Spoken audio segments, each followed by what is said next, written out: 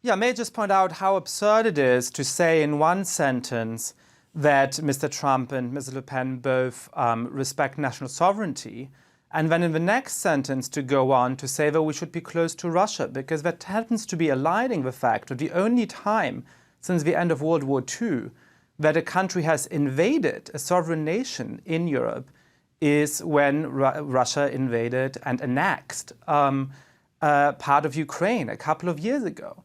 But it's very interesting that Mrs. Le Pen and Mr. Trump see eye to eye on this, because they actually do want a politics that is based on a quite naked pursuit of national self-interest. This goes beyond a sort of sovereigntism. It goes to a populist expression of the whims and the preferences of your own people. And one of the fears I have is that we're talking a lot about this rapprochement between Mr. Trump and Mr. Putin.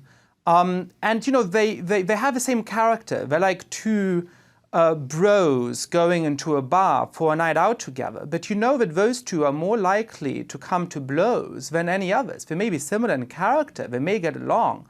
But once they've had a couple of drinks, they're likely to clash. And I think that if Mr. Trump did become president of the United States, in the long run, you could quite easily imagine him and Mr. Putin coming to a quite needless and dangerous conflict. So this idea that we either should not be critical of Putin and not use very important institutions like NATO in order to guarantee the sovereignty of nations like the Ukraine, or even the idea that somehow Mr. Trump is going to be good for world peace because he kowtows to Putin rhetorically at the moment, I think both of that is quite naive. Celestine Bolin? Yeah.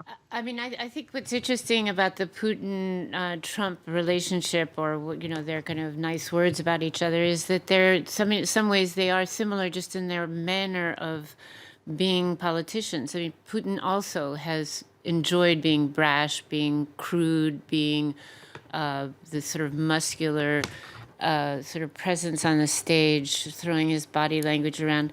And Trump obviously has no qualms about that either. And again, as I say, a sort of a vulgarity, which also, by the way, was shared by Berlusconi in Italy. I mean, I think there's a pattern to politicians that become popular because they seem to be saying it as it is, like you were saying, in a bros in a bar.